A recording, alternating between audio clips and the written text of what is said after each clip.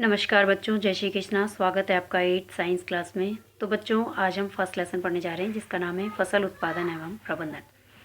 बच्चों, इस लेसन के अंदर हम फसल के बारे में पढ़ेंगे, फसल के प्रकार के बारे में पढ़ेंगे, कृषि पद्धतियों के बारे में पढ़ेंगे, सिंचाई के बारे में पढ़ेंगे, खाद और उर्वरक के बारे में पढ़ेंगे और बीज किस प्रकार से बोए जाते हैं इसके बारे में पढ़ेंगे और सिंचाई की आधुनिक और परंपरागत साधनों के बारे में भी अध्ययन करेंगे। तो चलते हैं बच्चों हम टेक्स्ट बुक की ओर। हाँ, तो बच्चों आज हम सिंचाई पढ़ने जा रहे हैं। देखिए बच्चों, जीवित रहने के लिए प्रत्येक जीव को जल की आवश्यकता होती है और पौधे की वृद्धि और विकास के लिए भी जल की आवश्यकता होती है तथा पौधों की जड़ों के द्वारा जल का अवशोषण होता है और इसके साथ ही जल के साथ ही विभिन्न प्रकार के खनिजों और उर्वरकों का भी अवशोषण होता है। पौधों के अंदर 90% जल पाया जाता है ना। और जल आवश्यक भी होता है पौधों के लिए, क्योंकि बीजों का अंकुरण जल से ही होगा। शुष्क स्थिति में जो है बीजों का अंकुरण नहीं हो पाता है, इसीलिए जल डालने पर बीज जो होते हैं वो थोड़े नरम बनते हैं और फिर उनका अंकुरण आसानी से हो पाता है नमी के कारण। देखिए बच्चों, जल में घुले हुए पोषक का स्थानांतरण भी पौधे के प्रत्येक भाग में होता है।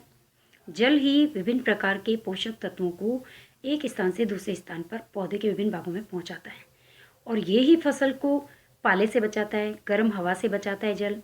और स्वस्थ फसल की वृद्धि के लिए मिट्टी को नमी बनाए रखना भी आवश्यक है। तो मिट्टी की नमी को बनाए रखने के लिए खेत के अंदर नियमित रूप से जल देना आवश्यक होता है। तो हम कह सकते हैं कि निश्चित अंतराल पर या निश्चित अंतराल में खेतों में जल देने की जो प्रक्रिया होती है उसको हम क्या कहते हैं? सिंचाई कहते हैं। और सिंचाई का समय और बारंबारता जो है वो फसलों और मिट्टी और ऋतु में, अलग अलग फसलों में, अलग अलग मिट्टी में, अलग अलग ऋतु के अंदर भिन्न भिन्न होता है। अलग अलग, जहाँ पर मिट्टी के अकॉर्डिंग, ऋतु के अकॉर्डिंग और फसलों के अकॉर्डिंग ही जो है वो सिंचाई का समय भी अलग अलग होता है। गर्मी में पानी देने की बारंबारता अधिक होती है। गर्मी के अंदर पौधों को अधिक पानी की आवश्यकता होती है। सर्दी में पौधों को जल की कम आवश्यकता होती है ना। और गर्मी के अंदर पत्तियों के द्वारा जल जो है वाष्प बन के बाहर ज़्यादा निकलता है, वाष्पोत्सर्जन की प्रक्रिया भी ज़्यादा होती है, तो इसीलिए गर्मी के अंदर जल की आवश्यकता अधिक होती है। देखिए यहाँ पर बूजो क्या कह रहा है कि इस वर्ष पानी देते समय मैं अधिक सतर्क हूँ, क्योंकि पिछली गर्मियों में भी मेरे पौधे सूख गए थे और मर गए थे। क्यों सूख गए थे गर्मियों में पौधे? क्योंकि गर्मी के अंदर अभी मैंने बताया था कि अलग अलग ऋतु के अंदर पौधों की जल अवशोषण की मात्रा अलग अलग होती है। गर्मी के अंदर पौधों को अधिक जल की आवश्यकता होती है, क्योंकि पत्तियों के द्वारा जल वाष्प बन के वाष्पोत्सर्जन की प्रक्रिया के द्वारा अधिक से अधिक निष्कासित होता है। तो इसीलिए गर्मी में पौधों को अधिक जल की आवश्यकता होती है। यदि जल उनको पर्याप्त मात्रा में नहीं मिलता है तो पौधे सूख जाते हैं। अब चलते हैं सिंचाई के स्रोत कौन कौन से। सिंचाई के स्रोतों की बात करें तो पारंपरिक जो स्रोत है सिंचाई के वो है कुएँ हैं, जलकूप है, तालाब है, झील है, नदियाँ हैं, बांध है, नहर है। ये सभी जल के स्रोत होते हैं जिनसे हमको जल प्राप्त होता है। अब देखिए बच्चों, सिंचाई के पारंपरिक तरीकों की बात करें तो इसमें कुएँ हैं, झीलें हैं, नहरें हैं, है ना। इनसे उपलब्ध जल को निकाल करके खेतों तक पहुँचाने का जो तरीके होते हैं वो भिन्न भिन्न क्षेत्रों में भिन्न भिन्न प्रकार के होते हैं, है ना। जैसे अब देखिए, सिंचाई के पारंपरिक तरीकों में मोट के द्वारा, चेन पंप के द्वारा, ढेकली के द्वारा, रहट के द्वारा जो है प्राचीन समय के अंदर जो है वो सिंचाई की जाती थी। और चलते हैं हम इन चित्रों को देखकर हम पता लगाते हैं कि कौन कौन से सिस्टम्स का जो है उपयोग किया जाता था प्राचीन समय में सिंचाई के लिए। ये देखिए बच्चों, ये मोट है। मोट की सहायता से प्राचीन समय में इस तरीके से जो है कुएं से पानी को सींचकर और फिर ये मोट लगे होते थे और इस मोट की सहायता से जो है खेतों के अंदर जो है वो पानी दिया जाता था, सिंचाई की जाती थी फसलों। अब देखिए बच्चों, ये चेन पंप है। चेन पंप की सहायता से इस तरीके से जो है सिंचाई की जाती थी प्राचीन समय में। और ये ढेकली है, इसकी सहायता से भी इस तरीके से जो है वो पेड़ के तने से बांध करके डंडे को और कुएं से पानी निकाल करके और फिर जो है खेतों के अंदर सिंचाई की जाती थी। तो ये ढेकली है, ये चेन पंप है, ऊपर हमने मोट देखा था। तो इस तरीके से प्राचीन समय में सिंचाई के विभिन्न साधन जो है वो उपलब्ध थे, इनकी सहायता से सिंचाई की जाती थी। ये देखिए बच्चों, ये रहट है। रहट की सहायता से भी जो है प्राचीन समय के अंदर सिंचाई के रूप में जो है रहट का उपयोग करते थे और इसकी सहायता से खेतों के अंदर जो है वो सिंचाई की जाती थी। बैल घूमता था और जैसे ही बैल घूमता था वैसे वैसे जो है ये चक्र चलता था। इसके अंदर जो है वो सारी ढेकलियाँ जो है वो भर कर आती थी और फिर पानी को उड़ेलती थी और खेतों के अंदर जो है वो सिंचाई की जाती थी।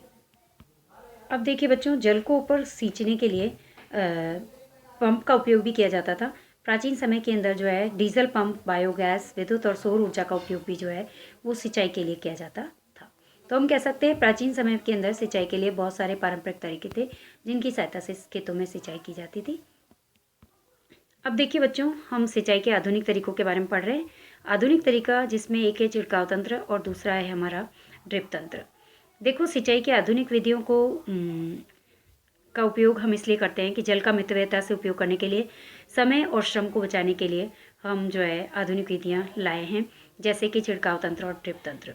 देखो, छिड़काव तंत्र किसे कहते हैं? छिड़काव तंत्र का मतलब ये है कि जब असमतल भूमि पर सिंचाई करने के लिए उपयोग में लिया गया जो उपकरण है उसे हम क्या कहते हैं? छिड़काव तंत्र कहते हैं।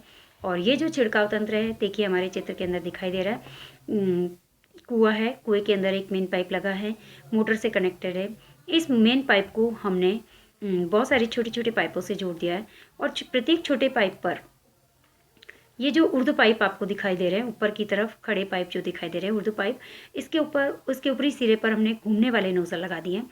और ये घूमने वाले नोजल जो है इस तरीके से अपने पूरे खेत के अंदर हमने लगा दिए।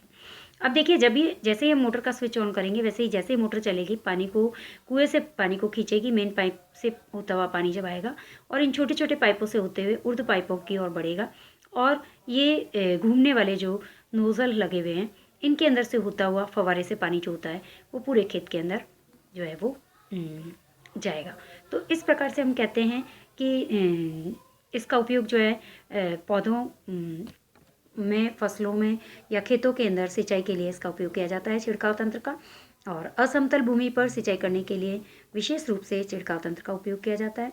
और इससे पानी इस प्रकार से हमें दिखाई देता है निकलता हुआ, जैसे कि वर्षा हो रही है ना। और छिड़काव तंत्र का उपयोग हम कह सकते हैं लॉन है, कॉफ़ी की खेती है, या फिर कई अन्य फसलों को उगाने के लिए भी और फसलों में सिंचाई करने के लिए भी हम छिड़काव तंत्र का उपयोग करते हैं। तो छिड़काव तंत्र के द्वारा हम जो है आधुनिक समय के अंदर जो है सिंचाई करने के लिए हम इस तंत्र का उपयोग करते हैं। इस प्रकार से सिंचाई करने से जल की भी बचत होती है और प्लस समय की भी बचत होती है, श्रम की भी बचत होती है ना। तो हम कह सकते हैं कि ये छिड़काव तंत्र के द्वारा सिंचाई करना आधुनिक समय में बहुत ही सुंदर और हमारे लिए उपयोगी है। अब देखिए बच्चों, ये वर्तमान समय में सिंचाई की दूसरी आधुनिक विधि है जिसे हम कहते हैं ड्रिप तंत्र। ड्रिप तंत्र जो है, ड्रिप तंत्र किसे कहते हैं? देखो, इस विधि के द्वारा जल जो है बूंद बूंद करके सीधे पौधों की जड़ों के अंदर दिया जाता है। देखो, इसके अंदर भी कुआं होता है, सेम पैटर्न होता है। कुआं, मेन पाइप लगा है, मोटर से कनेक्टेड है और मेन पाइप जो होता है एक लंबे पाइप से जुड़ा होता है। इस लंबे पाइप के अंदर जगह जगह पर छोटी छोटी सी जो है छोटे छोटे पाइप लगे होते हैं। इन पाइपों के अंदर जो है हमने क्या लगा, ड्रिप्स जो है वो लगा रखी है। अब क्या होता है, जैसे ही मोटर को हम चालू करते हैं वैसे ही पानी जो होता है मेन पाइप से होता हुआ इन छोटे छोटे पाइपों के द्वारा इन ड्रिप से होता हुआ बूंद बूंद करके खेतों के अंदर जो है वो सिंचाई करता है। तो कहने का मतलब ये है कि ड्रिप तंत्र के द्वारा समतल भूमि पर या फलदार पौधों में या बगीचों में या वृक्षों, बड़े बड़े वृक्षों को पानी देने के लिए इस ड्रिप तंत्र विधि का उपयोग किया जाता है। और इसके द्वारा पौधों को बूंद बूंद करके जल दिया जाता है। इस विधि के द्वारा जल बिल्कुल भी व्यर्थ नहीं होता, समय की भी बचत होती है, श्रम की भी बचत होती है और जल की भी बचत होती है। तो वर्तमान समय में सिंचाई की आधुनिक विधियाँ छिड़काव तंत्र और ड्रिप तंत्र है। अब देखिए, अब हम खरपतवार के बारे में पढ़ने जा रहे हैं। खरपतवार, देखो, जब पहेली और बूझो दोनों ही निकट के गेहूं के खेत में गए तो वहाँ इन्होंने देखा कि फसल के साथ साथ कुछ अन्य पौधे भी उग रहे हैं। इन अन्य पौधों को ही क्या कहते हैं? खरपतवार कहते हैं। खेत में कई अन्य अवांछित पौधे प्राकृतिक रूप से फसल के साथ उग जाते हैं। इन अवांछित पौधों को हम खरपतवार कहते हैं। और खरपतवार हटाने की जो प्रक्रिया होती है इसको निराई कहते हैं। और निराई क्यों आवश्यक है? क्योंकि निराई करना बहुत ज़रूरी है, क्योंकि खरपतवार जो होती है ये जल, पोषक और स्थान और साथ साथ प्रकाश की स्पर्धा करके और फसल की वृद्धि पर प्रभाव डालती है ना। यानी कि सारे पोषक तत्व, सारा सूर्य का प्रकाश और सारे जल का अवशोषण ये खरपतवार स्वयं ही कर लेते हैं। इससे फसलों को पूर्ण रूप से पोषण नहीं मिल पाता, पोषक तत्व नहीं मिल पाते, सूर्य का प्रकाश नहीं मिल पाता, जिसके कारण ये हमारी इससे हमको फसलों में नुकसान भी होता है ना, उत्पादन में नुकसान होता है। इसीलिए इन खरपतवार की निराई करना आवश्यक होता है। कुछ खरपतवार जो होती है ये कटाई में भी बाधा डालते हैं और मनुष्य और पशुओं के लिए ये विषैले भी होते हैं खरपतवार। अब देखिए, खरपतवार को हटाने के लिए, उनकी वृद्धि को नियंत्रित करने के लिए किसान कई प्रकार के तरीकों को अपनाता है। फसल उगाने से पहले खेत को जोतता है किसान। खरपतवार को हाथ से उखाड़ा जा सकता है, हटाया जा सकता है। इसके साथ साथ जब खरपतवार के पौधे सूख कर हटाया जाता है तो वो सूख जाते हैं, मर जाते हैं, है ना, या फिर मिट्टी में मिल जाते हैं। अब जब जुताई करते हैं तो वो सारे मिट्टी में से जो है उनकी जड़ें निकल जाती है और उलट पुलट करने से वो मिट्टी से बाहर निकल जाते हैं। खरपतवार हटाने का सबसे सर्वोत्तम समय जो होता है वो पुष्पन के समय या फिर बीज बनने से पहले होता है। जैसे ही फसलों के अंदर पुष्प निकलने लगते हैं या फिर बीज बनने शुरू हो जाते हैं, उससे पहले ही खरपतवार को हटा दिया जाता है ताकि हमारी फसल को नुकसान ना हो। अब देखिए, खरपतवार पौधों को हाथ से जड़ सहित उखाड़ करके या फिर भूमि के निकट से काट करके और समय समय पर हम हटा सकते हैं। इसके साथ साथ इसको खुरपी या हैरो की सहायता से भी हम हटा सकते हैं, है ना। और विभिन्न प्रकार के रसायनों का उपयोग करके भी खरपतवार पर नियंत्रण कर सकते हैं। इसे हम खरपतवारनाशी कहते हैं। यानी विभिन्न प्रकार के रसायनों का उपयोग करके खरपतवार निकालने की जो प्रक्रिया होती है इसको हम खरपतवारनाशी कहते हैं। अब देखिए, यहाँ पर विभिन्न प्रकार के खरपतवारनाशी कौन से हैं जिनकी सहायता से खरपतवार पर नियंत्रण किया जा सकता है। वो है 2 और 4D। खेतों के अंदर इनका छिड़काव विशेष रूप से किया जाता है जिससे कि खरपतवार पौधे जो होते हैं सूख जाते हैं, मर जाते हैं, परंतु फसल को किसी प्रकार का कोई नुकसान नहीं होता है। खरपतवारनाशी को जल में आवश्यकता अनुसार मिला करके और फव्वारे की सहायता से, स्प्रे की सहायता से पूरे खेत के अंदर छिड़काव किया जाता है ना, जिससे फसल को नुकसान नहीं होता है। सिर्फ खरपतवार जो होती है सूख करके निकल जाती है। ये देखिए, खरपतवारनाशी का छिड़काव इस तरीके से करता है। खरपतवार छिड़कने देखा, ये यहाँ पर एक पीछे जो है बॉक्स लगा है जिसके अंदर जो है विभिन्न प्रकार के सॉल्यूशंस है 2 और 4D का, और फव्वारे की सहायता से खेतों के अंदर ये स्प्रे कर रहे हैं, है ना, खरपतवारनाशी का छिड़काव कर रहे हैं। तो खरपतवार की वृद्धि को समय और पुष्पन और बीज बनने के पहले ही खरपतवारनाशी का छिड़काव किया जाता है। खरपतवारनाशी के छिड़काव से किसान जो होता है इसके स्वास्थ्य पर भी प्रभाव पड़ सकता है, इसीलिए इसको नाक पर जो है वो मास्क लगाना होता है, हाथों के अंदर ग्लव्स पहनने होते हैं, जिससे कि इसकी स्मेल के द्वारा, श्वसन के दौरान इसमें कई प्रकार के रोग भी हो सकते हैं। तो इसके कारण नाक पे मास्क लगाया जाता है और हाथों के अंदर जो है ग्लव्स पहन करके फिर इसका छिड़काव किया जाता है ताकि खरपतवारनाशी का छिड़काव करने वाले व्यक्ति पर किसी प्रकार का कोई नुकसान ना हो। अब देखिए बच्चों, फसल की कटाई भी, अब हम कटाई पढ़ रहे हैं। खरपतवार के बारे में हमने पढ़ा, अब कटाई किसे कहते हैं। देखो, फसल जब पक जाती है तो पकने के बाद फसल को काटना कटाई कहलाता है। कटाई के दौरान पौधे को हम खींच कर भी उखाड़ सकते हैं, है ना, और या फिर हम धरातल के पास से उसको काट भी सकते हैं दराती की सहायता से, और या फिर हम कह सकते हैं कि इसको जो है हार्वेस्टर की सहायता से भी काट सकते हैं, इसकी कटाई कर सकते हैं। ये देखिए, ये हमारी दराती है ना। तो अभी वर्तमान समय में हम एक मशीन का उपयोग करते हैं फसल की कटाई करने के लिए, जिसे हम कहते हैं हार्वेस्टर। फिर काटी गई जो फसल है उसमें से बीजों और दाने को भूसे से अलग करने के लिए फिर एक मशीन का उपयोग किया जाता है, उसको हम कहते हैं थ्रेसिंग करना। समझ में आया। तो काटी गई फसल के बीजों से भूसे को अलग करने की जो प्रक्रिया है उसे क्या कहते हैं, थ्रेसिंग कहते हैं। और थ्रेसिंग का कार्य कंबाइन मशीन के द्वारा या फिर विनोइंग मशीन के द्वारा किया जाता है। ये देखिए बच्चों, ये कंबाइन मशीन है, इसकी सहायता से अनाज के दानों को भूसे से अलग किया जाता है। और ये विनोइंग मशीन है, इसकी सहायता से भी अनाज के दानों को भूसे से अलग किया जाता है। देखिए बच्चों, फसल जब पक जाती है तो इतनी मेहनत के बाद किसान जब कठोर परिश्रम करने के बाद जब कटाई का समय आता है तो फिर स्वर्णिम दानों से भरी हुई खड़ी फसल को देखकर किसान के हृदय में उल्लास भर आता है और एक अच्छे समय का भाव जो है वो संचित होता है ना। तो इसी समय ये कह सकते हैं कि ये समय जो होता है थोड़ा सा आराम करने का या खुशी मनाने का होता है। तो हमारे भारत के सभी भागों के अंदर कटाई का समय जो है बड़ा ही हर्षोल्लास और खुशी के साथ मनाया जाता है। पुरुष और महिलाएं सभी मिलकर के इस पर्व को मनाते हैं और कटाई की ऋतु के साथ साथ कुछ विशेष पर्व जैसे कि पोंगल है, बैसाखी है, होली है, दिवाली है, नबान्या है, बिहू है, ये विभिन्न प्रकार के त्यौहार जो है वो मनाए जाते हैं। अब देखिए बच्चों, हमने जब फसल की कटाई कर ली और कटाई करने के बाद जब फसलें हमारे घर में आ गई तो अब हमको इनका भंडारण करना आवश्यक है, क्योंकि उत्पाद का भंडारण सबसे महत्वपूर्ण कार्य है। यदि फसल के दानों को अधिक समय तक रखेंगे तो उसमें से नमी है, कीट है, चूहे हैं, सूक्ष्म जीव है ना, इनसे इनको सुरक्षित रखना बहुत ज़रूरी है। तो ताज़ा फसल में नमी की मात्रा भी अधिक होती है, इसीलिए इस फसल के दानों को पहले हम सुखा देते हैं और सुखाने के बाद बिना सुखाए इसको भंडारित नहीं करना चाहिए, है ना, इसको सेव नहीं करना चाहिए। तो सबसे पहले इसको सुखाते हैं और सुखाने से इसमें जो भी नमी होती है वो बाहर निकल जाती है और फिर इसके बाद इसका भंडारण करते हैं। अब क्या होता है कि जब इनका भंडारण किया जाता है तो भंडारण से इसमें कीट है, पीड़क है, जीवाणु है, कवक है, इनसे सुरक्षा भी हो जाती है।